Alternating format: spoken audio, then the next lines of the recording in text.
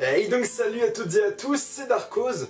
Alors l'anime Boruto, je l'ai déchiqueté, je l'ai retourné, je lui ai mis une droite, je l'ai T'as compris, j'ai franchement déchiqueté Boruto. C'est l'un de mes mangas préférés, c'est mon univers préféré, Naruto Shippuden, c'est une légende pour moi, j'ai grandi avec, mais Boruto actuellement je l'ai défoncé. Matt, dernière review, c'est d'une violence incommensurable.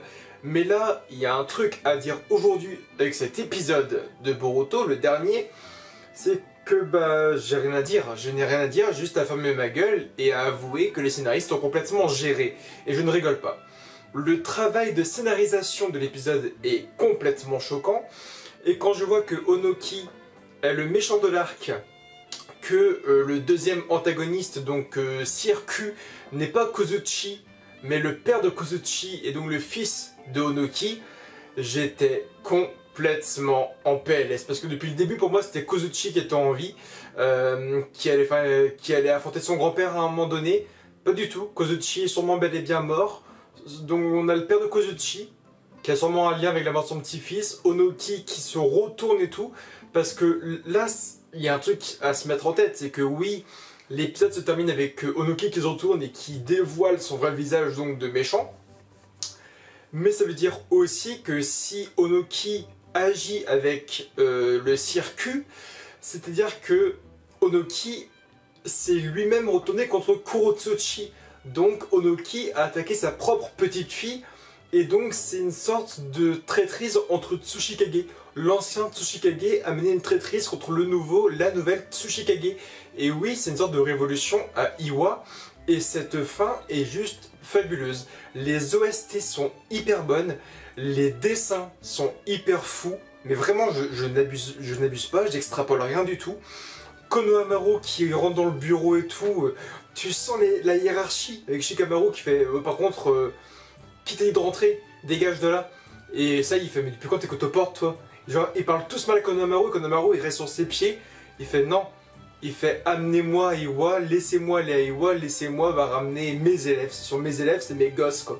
C'est hyper cool. Et puis ne parlons pas du Konohamaru habillé tout en noir avec le masque de Hanwoo. Alors là, c'était magique. C'était magique. Donc c'est un vrai kiff. Maintenant, le truc est de voir que Onoki effectivement va être l'un des méchants de l'arc de Iwa. Alors non, je ne pense pas qu'il va mourir face à Boruto ou autre, faut pas aller jusqu'à ce point-là, ni extrapoler toutes les choses. Pour moi, voilà, Onoki est terrassé par la mort de Kozuchi, donc son petit-fils. Le père de Kozuchi, je pense que c'est pareil, il est terrassé par sa mort, et via les expériences qu'ils font, donc la création d'êtres vivants, je pense qu'ils veulent faire ça et ramener Kozuchi à la vie.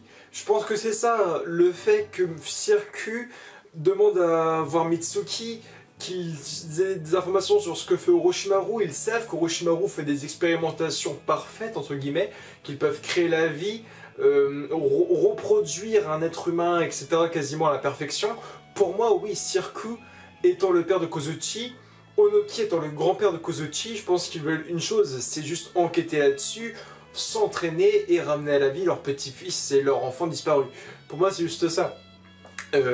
Maintenant, ça va être, je pense, une fin d'arc très touchante, non pas seulement pour le côté Mitsuki, mais surtout pour le côté en fait de Iwa, parce que là il y a une espèce de grand conflit familial avec Kurotsuchi, qui va donc revoir son père, donc Sirku, qui est aussi donc le père donc de Kozuchi, parce que Kurotsuchi est la sœur de Kozuchi qui est mort, enfin voilà.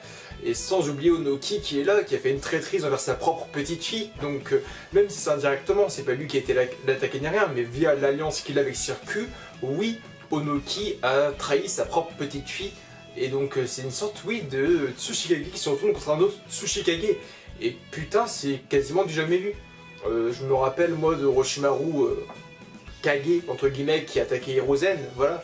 Mais ça, les traîtrises comme ça, maître-élève, c'est puissant, ça fait mal, mais quand tu vois que c'est dans la même famille et tout là, c'est vraiment puissant. On développe aussi carrément plus Akatsuchi.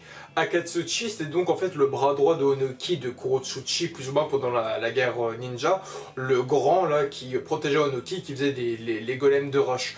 Il était complètement transparent dans Shippuden, il n'avait pas vraiment de bon développement scénaristique, et aujourd'hui via Boruto il a un bon développement, c'est lui qui guide complètement Boruto à Onoki.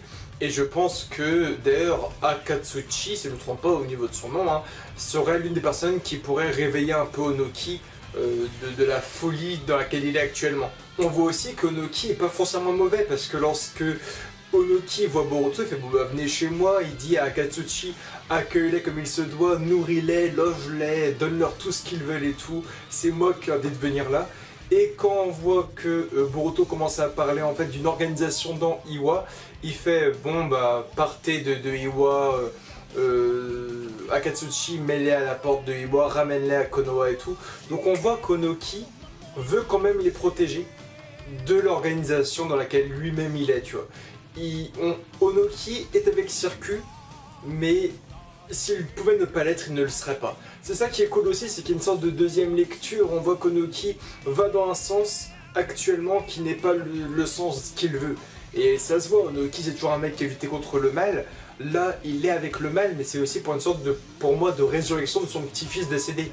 Et on voit très bien que via l'épisode 71, si je me trompe pas, la mort de son petit-fils, elle fait vraiment une grosse douleur au shinobi. Et sûrement que la douleur qu'il a actuellement, le corps qui est affaibli, ce Onoki faible, n'ayons pas peur du mot, est dû à la mort de son petit-fils, et ça l'a vraiment affaibli. En d'autres termes, l'épisode était juste incroyable, moi j'ai juste rien à dire là-dessus, franchement j'ai pas les mots, il était juste carrément fou comme épisode.